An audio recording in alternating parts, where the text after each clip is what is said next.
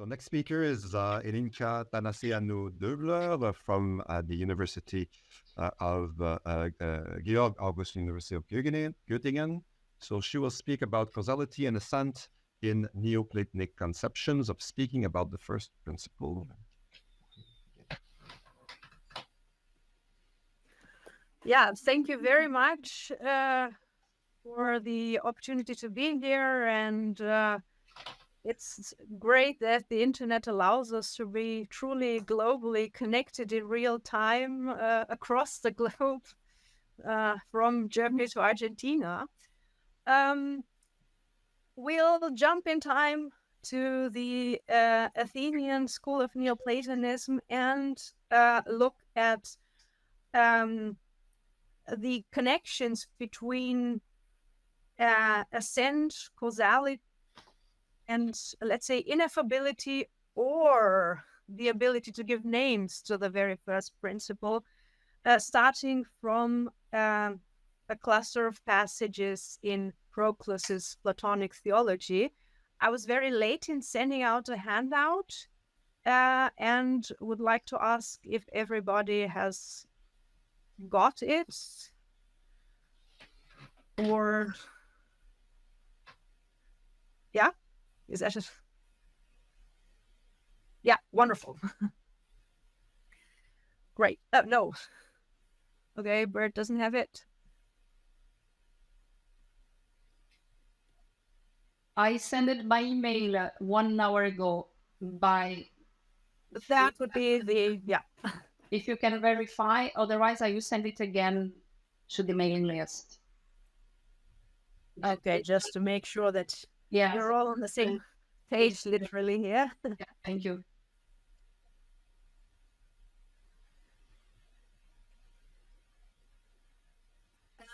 And while waiting for the handouts, I think we can already start.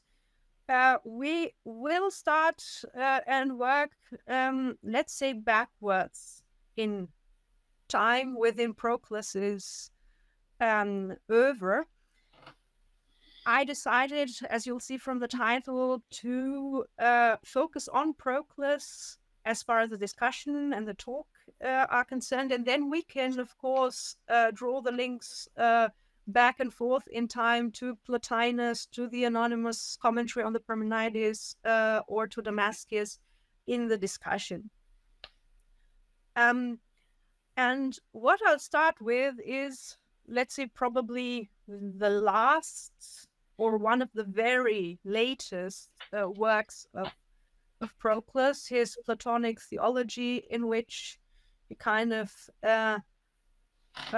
spells out a project that drives his whole approach to Platonic philosophy, his whole approach to Plato's dialogues. Here he really presents what he considers to be the coherent, explicit theology of Plato as, let's say, condensed and epitomized in the Parmenides, but as present throughout the Platonic oeuvre. It is probably, and I'm inclined to think so, that it's one of the last works of Proclus, probably the last work. And it will be interesting to see how he approaches the issue of the first principle in terms of nameability, affability or ineffability here, and how he connects this with two modes of not only indicating the first principle, but also ascending to the first principle. How he does that here, how he speaks about the possibility of naming, how he describes the names, and how he speaks about the possibility of, let's say, union, and how he balances the via affirmationis and the via negationis here. And to look back from the Platonic theology to earlier productions, such as the commentary on the Cratylus, which of course is a prominent oeuvre for the question of divine names, on which Bert van den Berg has worked a lot. So I'm looking forward to the discussion there. And also to his commentary on the Parmenides, and compare his approach to the question, can one have a name for the one, for the very first cause, compare his approach to this question in the Theologia Platonica and in these earlier works. My thesis, of which I would like to discuss with you, is that we can discern in Proclus, let's say, two kinds of approaches, two nuances, both, of course, under the philosophically correct label and assumption that the one is not speakable, is not knowable, is not graspable. But beyond or under this, let's say, umbrella of philosophically correct dogma, so to say, I think I would argue that in the Platonic theology, you find a much more open and even optimistic approach to the issue of approaching the one and of naming the one than in the commentary on the Cratylus, and especially in the commentary on the Parmenides. This may be, of course, a question of a situation and a question of genre. When you're commenting on the Parmenides, of course, you have the fnal of the first hypothesis before you, set out before you, that there is neither onoma nor logos for the very first principle. In the Platonic theology, we find a more balanced combination of two dialogues on a par, interestingly, namely the Republic and the Parmenides, and therefore a more balanced, let's say, combination of the via analogiae, one would have to say here, and the via negationis.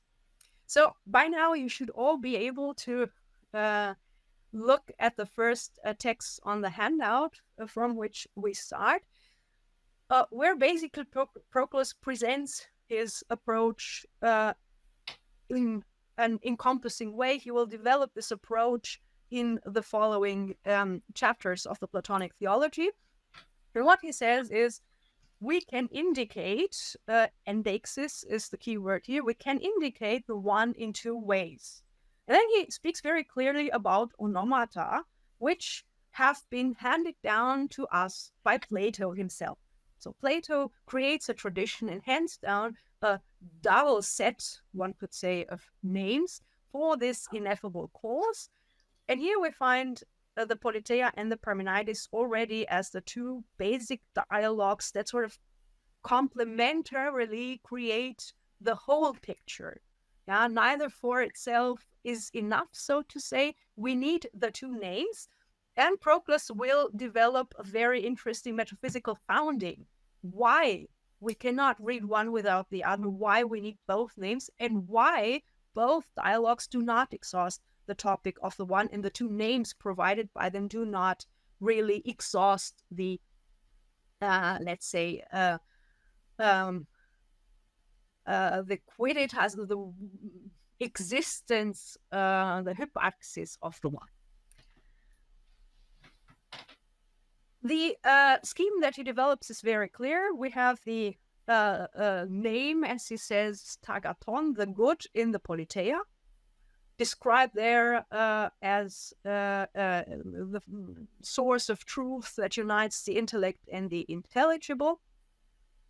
In the Parmenides, we have the first cause as the one, and we have it revealed as the cause that brings into existence the divine henads.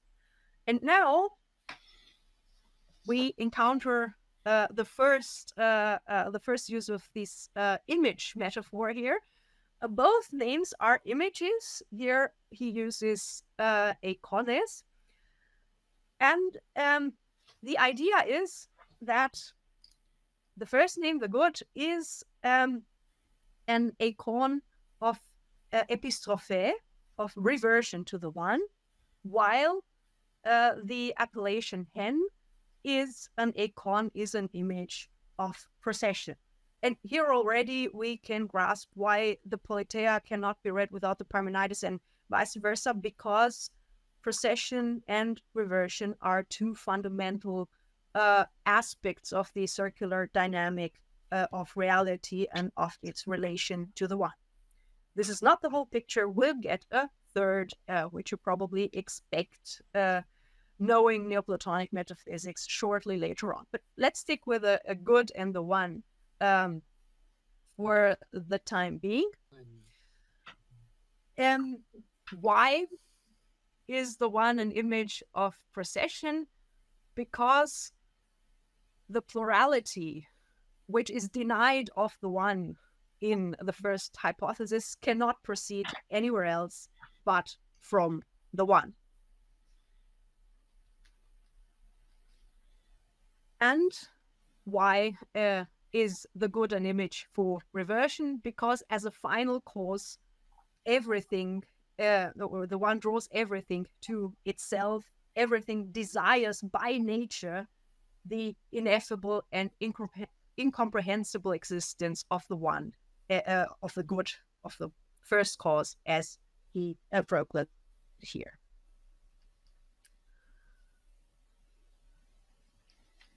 So basically, we have already from the beginning a double view of causality.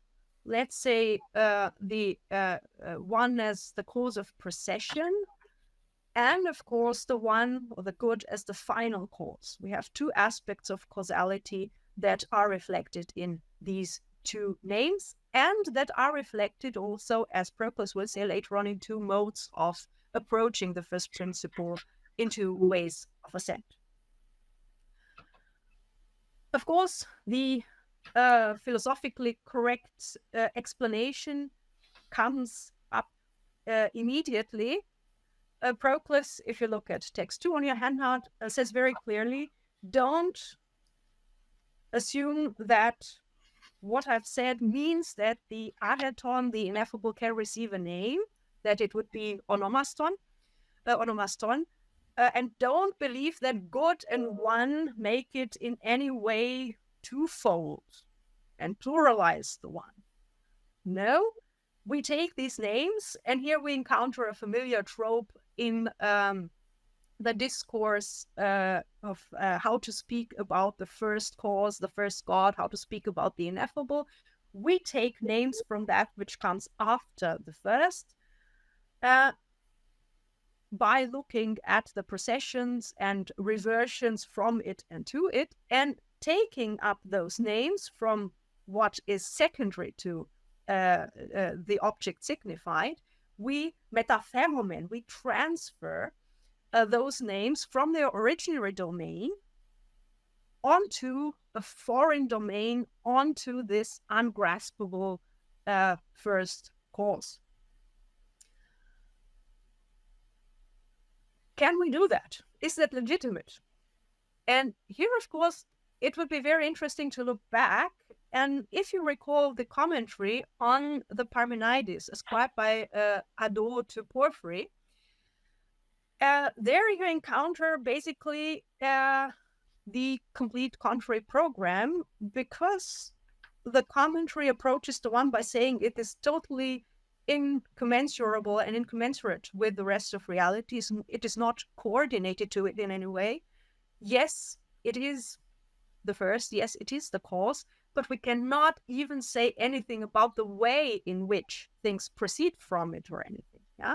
So it is so far removed from reality that the tentative of approaching it,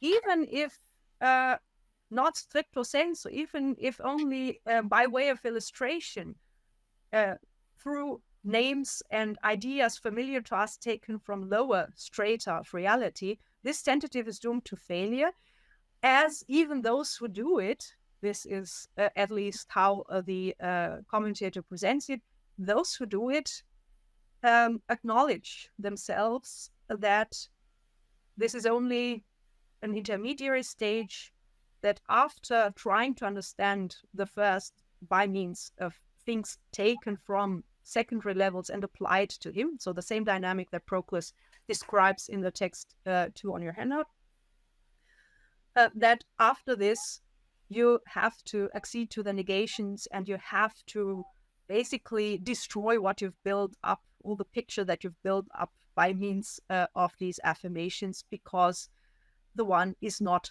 like the rest of reality. So is there a way to go beyond this impasse? Is there a way out of it? Is there a link or a way of assuming a link between the one and reality that would at the same time allow somebody to say, yes, we can approach the one and name the one and grasp the one to a certain extent by means of what comes after it, and also to safeguard the one's incommensurability with reality and the one's transcendence. And I think Proclus here really designs a way to go beyond the impasse by pointing to the fact that the one, and here again, we could look into the text, that the one reveals itself or shines forth throughout reality in the secondary orders. There is, therefore, a connection between what the one is and what reality looks like. Reality reflects the one, reflects the self-revelation, the shining forth of the one. And basically what it reflects is the revelation of the heniaion ekeino, of the unitary character, of the oneness of the one. And it reflects also that in the one which is completely beyond distinction, beyond dihairesis. Because this unitary character of the one, profinetai, reflects or shines forth, reveals itself in a dual way, or better, in a triadic way. So here we have Proclus's, let's say, retort to the idea that the transcendence of the one means absolute ineffability, or means only via negationis and no possibility of really meaningfully using the via analogio affirmationis in its own right, by saying there is a connection. The connection is the self-revelation of the one. It's a shining forth. It's the way in which the one chooses to present itself throughout reality. And here the metaphysical pattern comes to the fore, the metaphysical pattern in which Proclus embeds his reflections on the names of the first principles.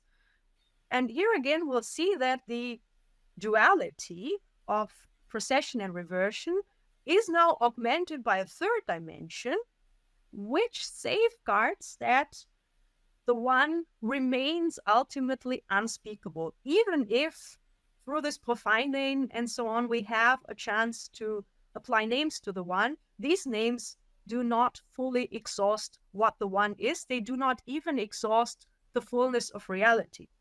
Let's look together into the texts.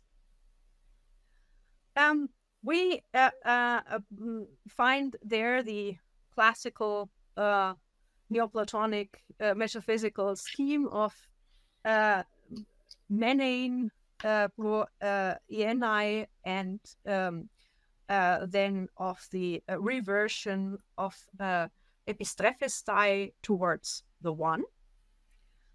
And what Proclus will develop in the next train of thought is that, and here we can move also to the third part, is that while we can express the first and the second, the third and the fourth, the second and the third, the pro ienai and the epistrephistai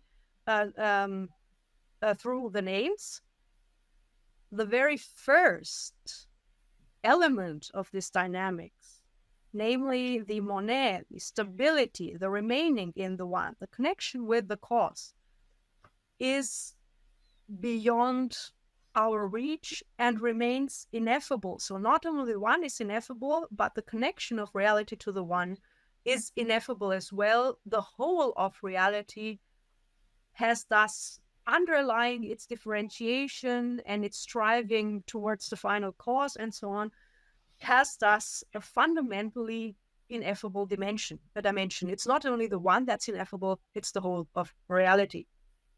And this we see in text 3 on the handout, where Proclus basically says that the stable encompassment, the perioche of the whole of reality in the first, and that and the unity of the universe to the ineffable was out of the reach of those who are wise in divine matters. It was they could not grasp it through knowledge or reveal it by means of the logos. The hiddenness of the one and abatos and the transcendence of the one, it's being removed from everything that is, imparts itself, reflects or is reflected in reality. To it corresponds the hidden and unspeakable and unknowable unification or union of everything to the one. Therefore, we cannot say anything about that. That is the dimension, the core dimension of the one, the core dimension of reality that must be left untouched and abatos, and that safeguards the, let's say, ultimate ineffability of the one. That guarantees that the play with ineffability is not a mere play with, let's say, philosophically correct axioms, but really something that can be metaphysically plausibilized.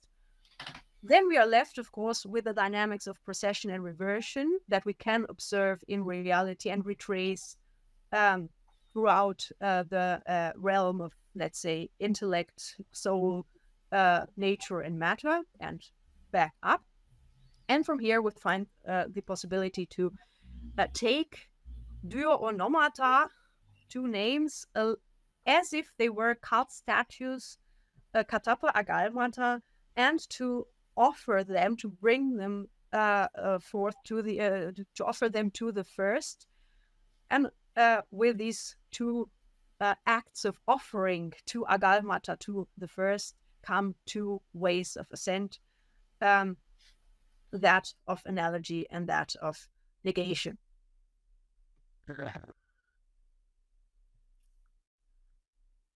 Now, this aspect of ineffability is something that Proclus keeps reverting to, and even in his after his discussion of another appellation of the first cause, which doesn't quite fit his nice pattern of only two core dialogues with two core names. Namely, in and after the discussion of the second letter of Plato with the image of the king of everything, around which everything is established and towards which everything strives, and which is the source of everything that's beautiful, and so on. There, Proclus tries to, let's say, tacitly go over and slide over the fact that that being king is a second or a third designation for the one, handed down by Plato himself, as he believes. He presses the third letter, the passage in the third letter, into the scheme, let's say, of the Politeia and the Parmenides, stating that the designation of the king of everything indicates the supremacy of the one and the preeminence over all of reality to pure.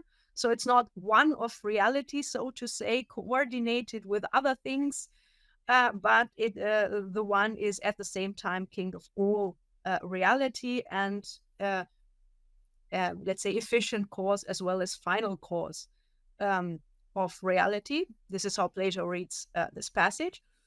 And then he reverts at a certain point to the idea of the ineffability, but also accessibility of the first principle, by introducing another term by his time very well established in philosophy, in the ritualized way, let's say, of approaching philosophy, by introducing the term of synthema and explaining that this transcendence of the king of all things, of the first, of the father, of the first God, these are all his approaches to the first principle, that this first God or the Father has sown out throughout reality his synthema, basically the synthemata, the tokens of his perfect preeminence. So the one even goes so far as to impart something of his own perfect preeminence, of what distinguishes him from everything and takes him out. Exareomai is the key word that repeatedly comes up here and is perhaps not so well rendered with our usual translation of transcendence and so on. It's literally something taken out of a context, not having anything to do with that context, or as here, something preeminent, something going beyond, surpassing a given context. So even this hyperoche is sort of symbolized in the let's say, innermost core of beings throughout reality. The synthema of this hyperoche is present in everybody. This ties up very well with the idea that the monē of things in the one and the union of things throughout reality with the one is beyond expression and beyond cognitive graspability. And these synthemata constitute what is ineffable in each being and what everybody and everything strives to become.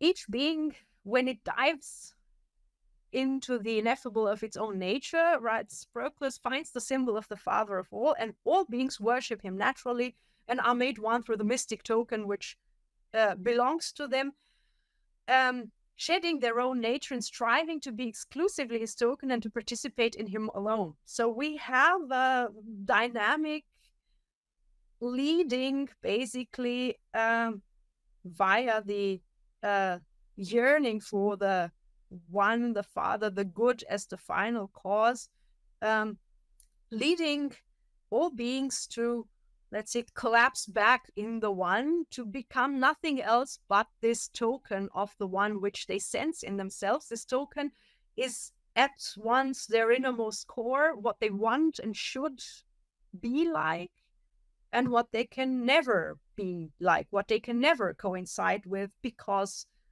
of the secondary movement of precession and reversion. How this works together, why things do not simply remain, but why there is precession and why there has to be reversion, is of course a crucial question ever since Plotinus, to remain within Neoplatonism, a question which Proclus does not solve. Interestingly is that here Proclus assumes that it is possible to at least reach a state of, let's say, temporary or perhaps even lasting, he doesn't say, he doesn't spell it out, coincidence with the synthema. Yeah? Everything, every being strives to be exclusively the token of the Father and to do nothing but participate in the Father, driven by this potos of the unknowable nature.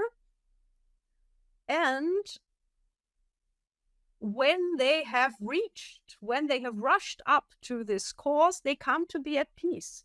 En galene gignetai, and the beings are relieved of their labor pangs and the loving desire that everything naturally has for the unknowable and ineffable and imparticipable and overfull goodness. So the idea is that there is a possibility. It's not just an asymptotic ideal point, but there is the possibility of really reaching this galene and of really reaching the state in which the odiness of the soul and of everything, because everything has a synthema is driven by it, impelled by it towards the one, a state in which the soul and everything come to be at peace, reach their goal. Yeah, so the Odys is here not a never-ending Odys, and the eros is not a never-ending force, or a never-ending in the sense of never succeeding force, for Odys and for Eros, there seems to be, at least in these passages, there seem to be opportunities of fulfillment, the possibility of really reaching one's goal. We will see that it is not so clear whether that is possible. For example, in the commentary on the Parmenides, there the tension between reaching one's goal and a never-ending Odys is much more prominent, and the balance inclines in favor of the never-ending Odys that never reaches its goal. One further passage which emphasizes that the possibility of touching the one is a real possibility and not just an ideal theoretical possibility is apparent in how Proclus very effusively and lyrically describes the ascent to the one by way of negations. The ascent of the one by way of analogy is pretty straightforward, modeled, of course, upon the Politeia and so on and so forth, that the good is the final cause, that the Father is the ultimate goal. That is pretty clear. The interesting question is, how do negations work? And here, on the one hand, we find a very interesting combination of ascent and descent in the approach to the one via the negations, via the removal of predications, even of the highest predications from it. So there is a combination of ascent and descent, not just a way of ascent as we might assume from his, let's say, overall epitomatic presentation. And in this combination of ascent and descent, the union plays a very important point as the starting point of the whole journey. The starting point is a short, quick rush upwards to the one, and the actual application of negations comes at the second or even as a third step in this journey while reflecting on the experience. The way in which he describes the ascent, the rushing up to the one, the approach to the one, is, of course, firmly anchored in the tradition of ascent metaphors from Plotinus via Synesius to Proclus and beyond. So to say, we find the idea of shedding everything that makes us plural beings, whether it's podueideis gnoses or whether it is the variegatedness, to poikilon, of our life. The idea of coming into a state of quiet, peace, complete rest, in which we can then approach the highest being. And we can really come close, not only draw close to the cause of all things, but we can somehow stay there and look, although with closed eyes. We can gaze and not gaze on the sun of the light of the noetic or intelligible gods rising from the ocean.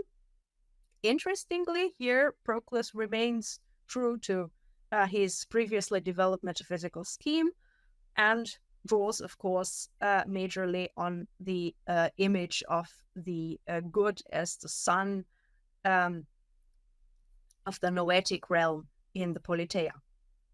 So the first state is reaching this entheos galene, this divine state of calm and peace. And now we can talk about negation. Now we descend down to nous, and from nous to the discursive reasoning of the soul.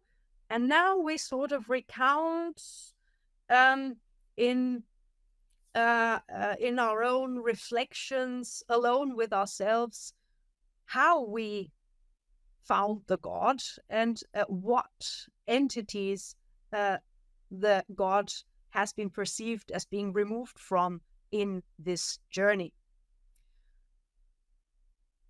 The second step, or the first step of this descent, is a Noeric hymn, as we can gather from the passage. We will sing a sort of hymn for him, praising him for all that he brought into existence. So even here, we do not yet have the negations. The negations come later on. Here we, first of all, sort of compare God with everything else, which the soul, the we, the contemplative we, has sort of bypassed in its rush to the first cause. And here, of course, we find, let's say, a sneer en passant at the Christians. It's not about heaven and earth, not about souls and animals. It's about God bringing forth the intelligible gods, the Noeric intellective gods, the hypercosmic and encosmic gods. It's about God, who is a God of gods, Henad of Henads, and so on and so forth. The Holy One hidden among the holy noetic gods. And after praising them, so after praising God for being all this and having brought into existence all of that, then on the level of discursive reasoning, we apply dialectic and we sort of start to negate all the attributes and the characteristics and the natures of these lower orders in our contemplation of the One. So then we'll start with asserting how the very first God transcends all these things, not just heaven and earth, but even the holy intelligible gods. How that is done, that is something that Proclus develops in the subsequent chapter. So basically, we see that the Via Negationis is let's say, a rush upwards, and then it includes a moment of affirmation, hymn, and praise, at least as Proclus described it, before really coming to its core, to the negations. It is basically the same pattern that the anonymous commentary in the Parmenides describes for some people who think that they can, at least for an intermediary phase of understanding and approaching the One, use affirmative attributes and use affirmations with regard to God, and link him with the lower orders. But here, this approach is anchored in the idea that the first God brought all these things forth, all these gods and other realities forth, and that there is a link, although Proclus, of course, refrains from calling it relation or anything. And this link, this causality of the One in Proclus's view, allows us to perform this parcours and allows us basically to have a stronger basis for our negation of attributes, because the negation then is a dialectically further step, a second step going beyond affirmations, which are affirmations in their own right. So, from the Platonic theology, I'd say we have, on the one hand, the two names of the One. The One is nameable. We have the One as cause, efficient cause, and final cause of reality, connected with two ways of ascent, which basically, especially the second one, the way of the negations, reveal a much more complex dynamics of ups and downs. And we also have the safeguarding of the ineffability of the first God by means of saying the monē, the union of reality with the one, any chance of reaching it. Rather, if there would be no possibility to really approach the one and reach the state of galene and the end of Odys, the way of negations would not function the way Proclus presents it. That names are agalmata of gods is something that Proclus develops in the beginning of his Platonic theology. And there the interesting thing is that names, of course, names that have been given properly, names that have been devised, if we are to stay on the human level of names that have been devised by expert theologians, so to say, either by divine inspiration or through the reasoning of their own intellect, that such names reveal the ousia of the gods. In that chapter, 129 it is, Proclus does not talk about the one, but he does not exclude him from the picture either. If we apply that discussion of divine names to the second book of the Platonic theology that we've encountered here, we see again that something of the one gets revealed through the names. If names reveal the ousia of gods, at least part of what the one is revealed in the agalmata, in the eikones of the good and the one. Although, of course, its hypaxis in its unitary character, in its last essence, so to speak, remains ineffable.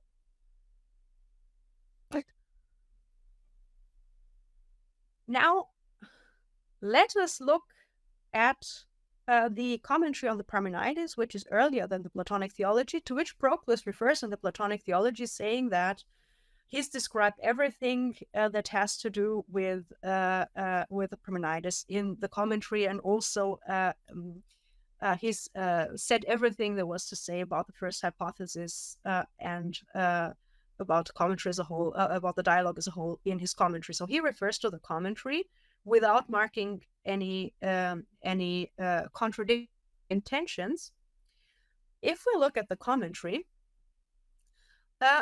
we get another picture. We get a picture where basically the one is far more remote and far more inaccessible than in the Platonic theology.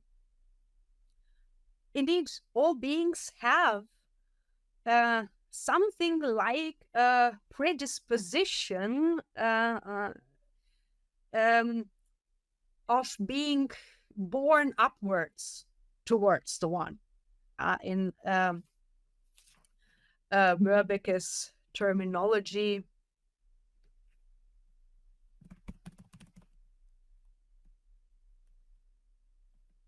it's a predispositio sussumductionis ad ipsum. And Proclus talks about unification. Proclus talks about faith in the Chaldean acception of the term, and talks about the fact that only the union, only unio, brings us adducit nos uni, brings us close to the one, lets us draw close to the one. But what does this, well, drawing closer to the one mean here? Speaking about affability, ineffability, Proclus is here adamant there is no name for the one itself. So no possibility, no agalma, no eikon. Because, as he says, we have to understand what a name is, and then we can perfectly understand why Plato has Parmenides at the end of the first hypothesis say that there is neither onoma or logos for the one. Onoma, he says, is higher than the logos. That's text 6 on your handout. Onoma is higher than the logos, so more venerable, more ancient also than the logos. Nomen comes before sermo, onoma before logos. And we can hear the presbyteron or something here, which also denotes the higher venerability. Why? Because the name grasps what is signified completely, comprehensively, holistically at once, signifying it in one act, whereas the logos runs around, circles around the substance of a thing and recounts its plurality. However, if the name, if the nomen or onoma grasps and signifies a given something completely and totally, and is therefore a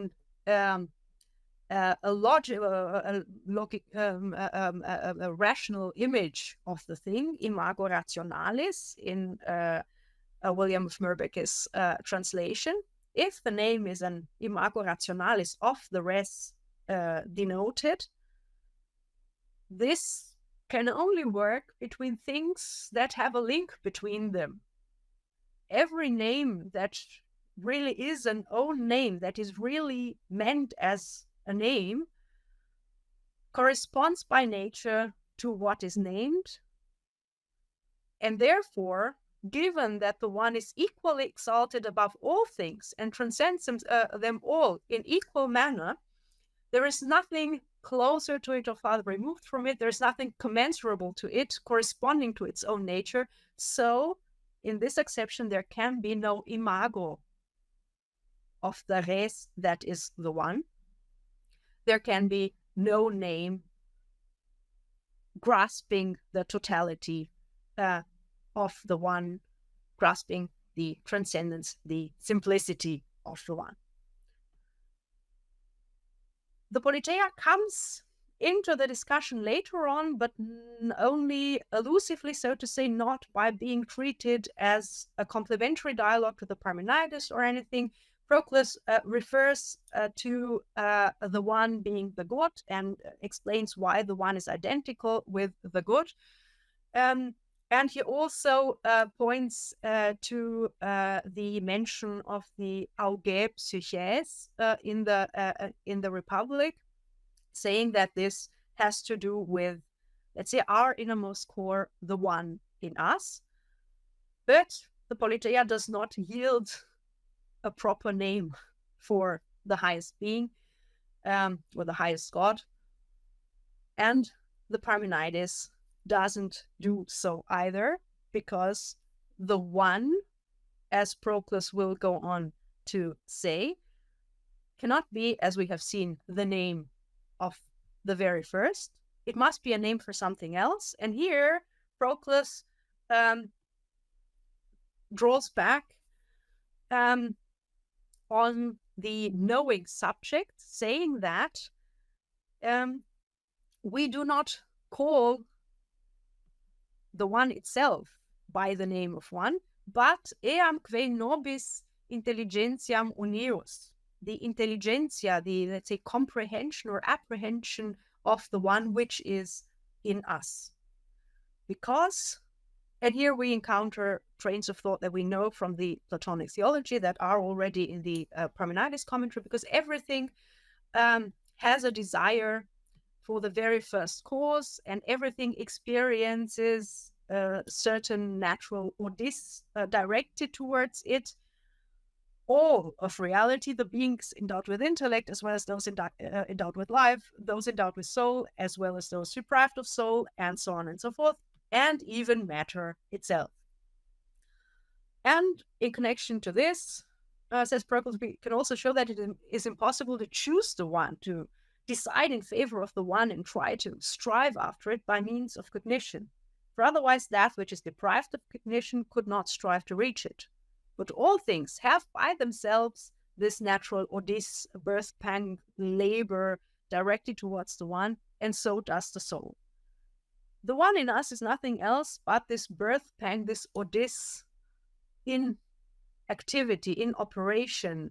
It's tentative to apprehend its object, so to say, the adjectio, something like epibole must have been in the Greek. So when this birth pang is active, and this birth pang, this dynamic moment, is not only in human beings, it's not only in beings endowed with soul, but even in the lowest lifeless forms of matter. There is a dynamic even in, let's say, matter, even in things not animated, not endowed with life. And this birth pang directs us towards the one, and this is what we call one. This intrinsic comprehension of the one, this is what we call one.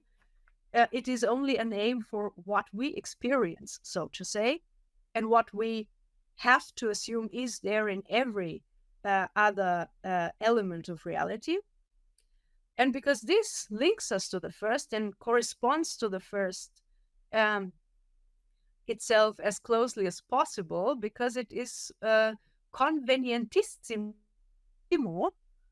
therefore we can speak about it by means so we can speak about the one by means of it, and we can try to indicate the one by referring to this. Why do we call it the one? Because the one is the most venerable thing in all reality, and so on and so forth.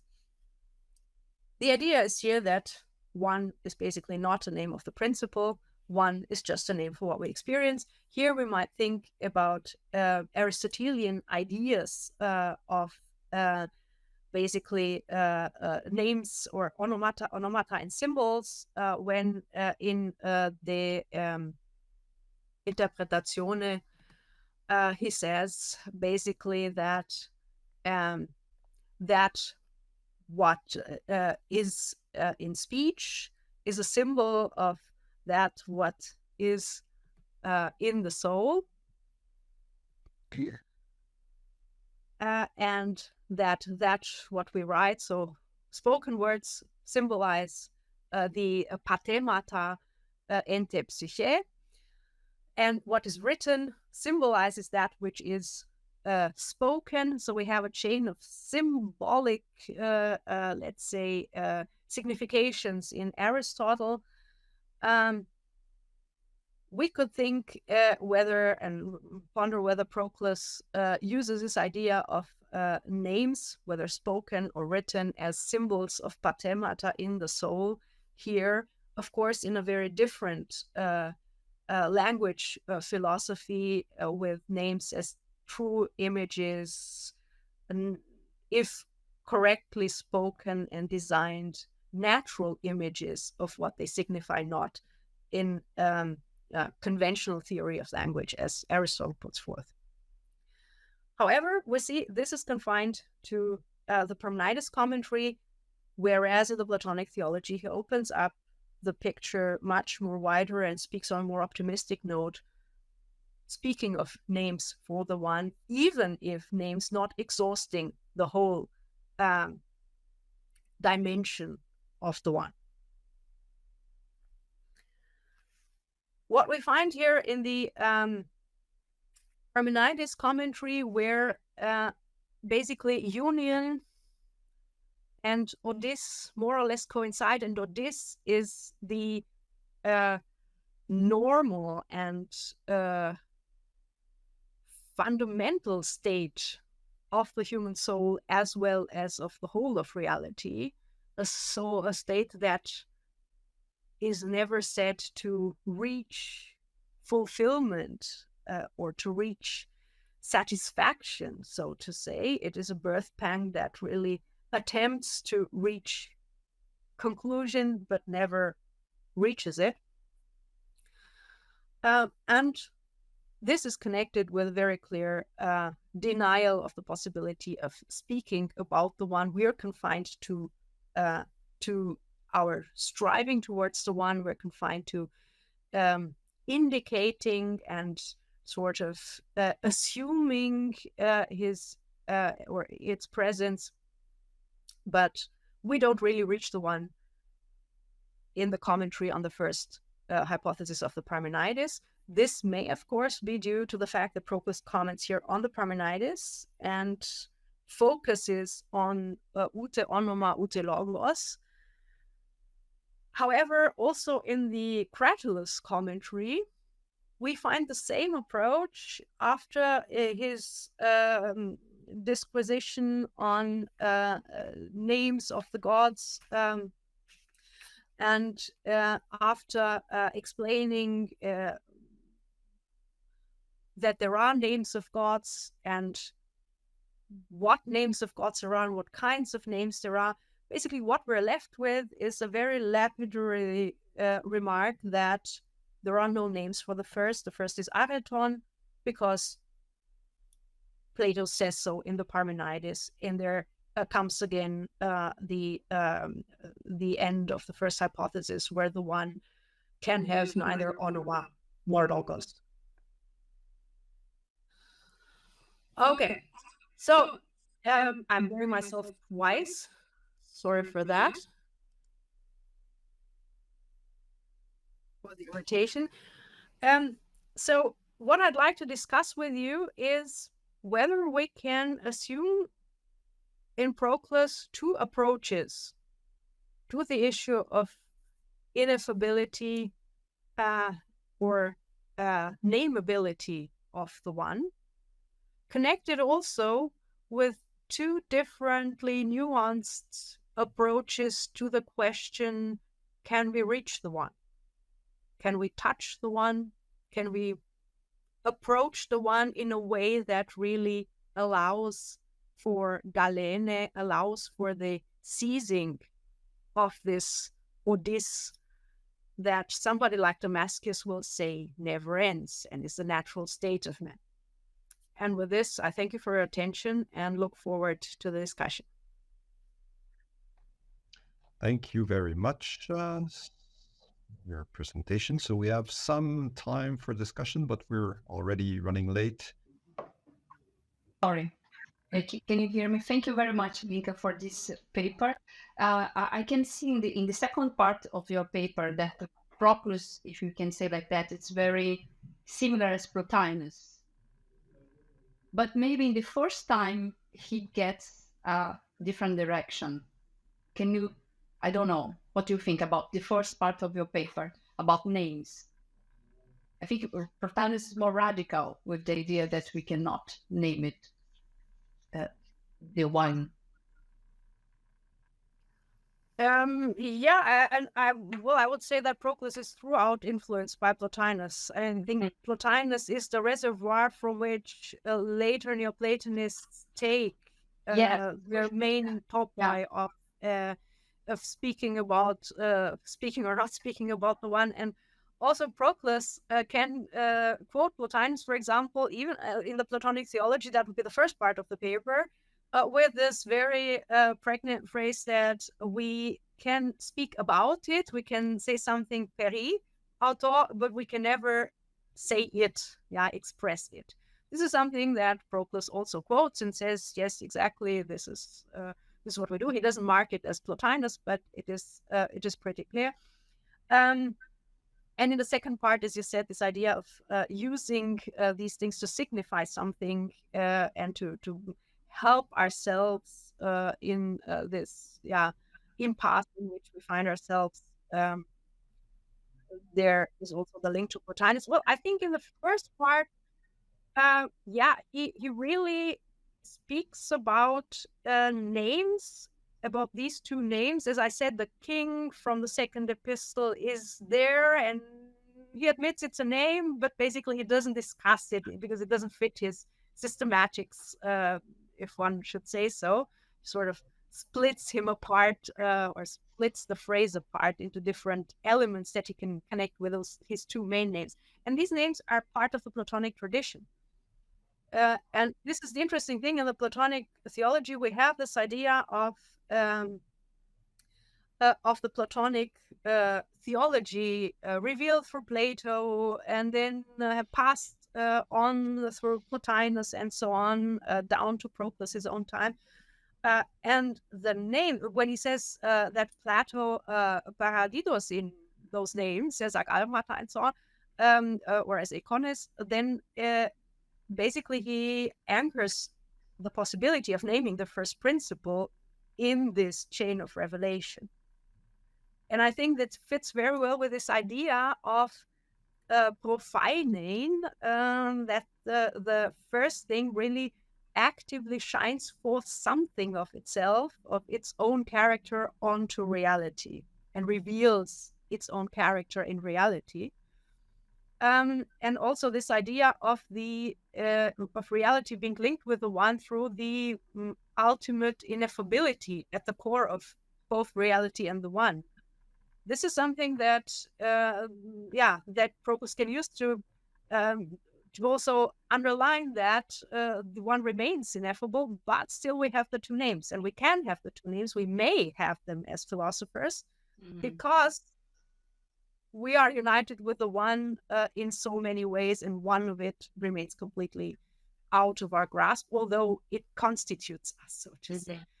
So I would say, yes, here Proclus sort of becomes more optimistic, so to say, less radical than Plotinus, but also Plotinus can have things like we know we have, although we don't name the one, we have the one. We can have something without naming it.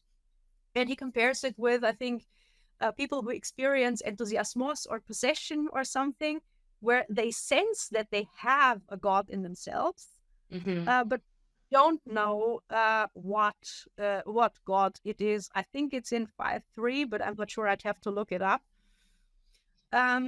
You meant that you have sensations, if it's a kind of sense perception. Well, a kind of well, Plotinus, you can possess the one, basically. I think it's echein or something. Let me see if I find the passage.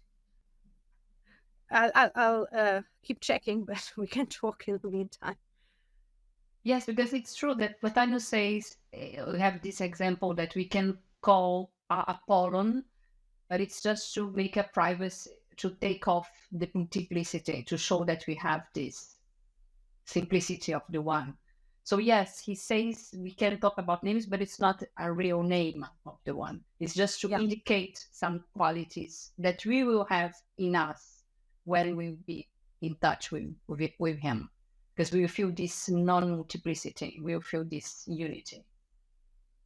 Yeah, so this would be again this, let's say, recourse to the idea that names symbolize what we experience, and stopping there, not going beyond this. This will be what Damascius does later on. Yeah. Thank you. Thank you. So, Jonathan. I realize the time's very short, so I'll be very brief, but thank you again, Ilinca. This actually covers a bit of territory I also will talk about in my talk with negations, mostly just in the Parmenides commentary. But your text, text 6, I'm just checking because I didn't really look at that, and that's interesting. It's making me wonder, because he has this thing about the name is more venerable than the object simply. The discourse is about the plurality, breaking it into parts. I'm just wondering, I mean, it's just sort of a slightly different question, but does he have is there anywhere where Proclus thinks you can have a name without discourse of a thing? So, for example, you can have divine names of different gods. Can there be a discourse? And I guess would that be discourse? I guess he means both, perhaps affirmations and negations, or maybe just affirmations. Well, I think the interesting thing is that he distinguishes between name and discourse, and of course, name is also or can be seen as an element of discourse, so to say. But the way he describes it, so his definition of an onoma is more than discourse, because I think the emphasis is on the image character of the name. And there the agalma and the akon come in as well. The name captures totally that which is signified and communicates what the nature of what is signified. This is why, of course, in this exception, interestingly, in the Theologia Platonica, you can have a name for the one, why so ever, but in the Parmenides commentary, you can't have the name. So a name is more than, as for example, in Aristotle's De Interpretatione, where he says, well, a name is just a name, something that we've convened, a sound that we've convened to a phoneme, we've convened to give a signification to, but that doesn't say anything. And even if you have a rema, well, there you have also a verb, you have a time aspect and so on, but you have to combine this to make meaningful communication. And as I understand Proclus, I think names are already communications. And he says somewhere, I think it's in the Platonic theology, that in the gods, noises and onoma coincide. Mm-hmm. And this indicates this fact that the onoma is a complete grasp of the object, a holistic grasp of the object signified. And the gods, when they say something, they know everything about it, they think everything about it, they have perfect intellection. And in the lower orders, and especially at the level of the human being, noises and onomata sort of diverge.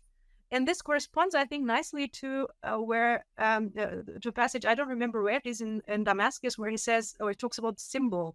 Mm-hmm. And he says that on the higher levels, symbol and the symbolized coincide.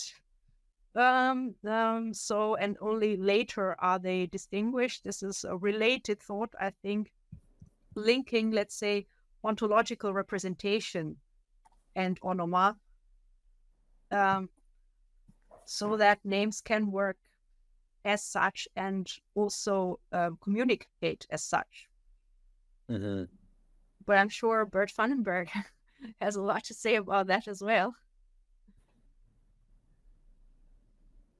Yes, thank you. So, Robert, if you want to. Yes, thank you. Thank you for this very stimulating paper. Just that I get you right. So your point is we have in the Platonic theology this idea that the self-revelatory character of the one, it sort of makes it more possible for us to connect to the one. I was wondering, but I perhaps you alluded already to this, the fact that he calls names these agalmata. So he has this elsewhere in the Platonic theology. He says, just as theurgy by means of certain symbols caused forth the goodness of the gods in order to eliminate the artificial statues of the gods, in the same way the intellectual knowledge of the divine reveals, ex fine, the hidden essence of the gods by means of the composition and the vision of sounds. And they're talking about names. So would be that your point, say that if in the Platonic theology he talks about the one revealing itself, and that there in this connection the names become more important, because in a way names are agalmata in the sense that they are revelatory of the divine in a way or another, right? Yeah, I would say so. Sorry, I'm hearing myself again. Sorry, I'm trying to, and now try again. Yeah, okay, it's gone. Thank you. So yes, I would say that the way he discusses divine names in the Platonic theology in 129, the way he speaks about the names of the one, really underscores that in the Platonic theology he sees names as something really appropriate to the one. Yeah, and names as, of course, revelatory of one, because he does not exclude the one from his discussion of divine names as revealing the ousia of the gods. The comparison to theurgy is, of course, also important, that theurgists prepare agalmata for divine illumination, and theology, so to say, expresses, has a different kind of dynamics, but comparable kind of dynamics, expressing the ousia of the gods. And if this holds true, it can be applied, I think, to what he does in Book 2, where he says that the one shines forth and reveals itself in what comes after itself. And this is, of course, the rationale for really being able to speak about the meaningfulness of affirmations and of names. And couldn't it be? I mean, so one way to construct this difference between the Parmenides commentary and the Platonic theology is a development in the case of Proclus' understanding of this. Different opinions. Could it also be that in the Parmenides, of course, you have this whole long list of negations that set them, as it were, on the path and stressing the ineffability of the one, whereas in the Platonic theology, of course, he wants to talk about this very thing. So that in a way, perhaps the context also, so perhaps it's rather an issue of, so, or is it, well, I was wondering, is it an issue of Proclus changing his mind and become more optimistic about our ability to grasp the one, or is it a matter of context? The Parmenides Luciana, can you hear me? in relation to Jonathan, you also the Platonic theology. are we Yeah. going to start in 3 minutes? Yeah, just a few words, George. We're running late a little bit, so we're finishing. It will probably take like a 5-minute break. So around. Sorry, I missed the talk of Ilinca because I had to be present in some interviews here in the department. No problem. Let me just respond to first Vandenberg. I can't really avoid administration. Yeah, I know it. We've got the first week. I don't hear you, Ilinca. Okay, I'm on. The mic's on. Yeah. So just one. To refine myself, this would be one of my questions. Is it a matter of context, and is it a matter of genre also? The commentary, where you have a set text, where you have a set, let's say, also a set of passages and of topics that are connected to the exegesis of the text by virtue of the exegetical tradition of the school in which you stand. So, because you're expected to do the exegesis of the Parmenides in a certain way, then you emphasize this or that. That could be, of course, a possibility. But however, it is really striking that this fits very well with the Cratylus commentary and this lapidary dismissal of the possibility of naming the one, even though Orpheus, in his poetical license, dared to call the first cause Schwannos. Yeah, so this is a quirk of Orpheus, so to say. He doesn't really reject it, but he says Hesiod respectfully was silent about it and only indicated what came after it and all that. So there, the Platonic answer is, it is ineffable. There is So shall we start, Logos. And Can you hear me? I can't hear you. Yes, George. We can hear you. We're running late a little bit, so we're finishing with Ilinca's response, and then maybe we'll take a 5-minute break. Luciana, what do you think? Yes. All right, and we'll start at 5:20. So just I'm letting Ilinca finish, and we'll start again. okay, so and this is what set me thinking that maybe Proclus in the Platonic theology really takes a step forward and says, well, no, there are names. I mean, the emphasis is on what they're being to platonically designate names, correct names for the first principle. This inclines me to give it more weight than just saying it's a matter of context. But again, we don't have any other commentary on the Politeia, which would treat the core aspects or the core parts that come to the fourth year. So it must remain hypothetical to a certain extent. But this is why I'm trying to say yes, it is something. Also because the possibility of Galen and thesis of the labor, the soul, and so on, is assumed as a possibility and integrated into the way of the negation text in the Parmenides. This one, and just one minor point to my former answer to Jonathan. This thing with noesis and onoma is in the Proclus commentary. It's in the Proclus commentary, I think, in page 33 in the Pasquale edition. Yeah. So then we have the complete picture and correct reference. Well, now I hear you. Thank you. Thank you, Ilinca. Thank you, George. So like I said, we're thank you again for your paper. It was really, really great discussion.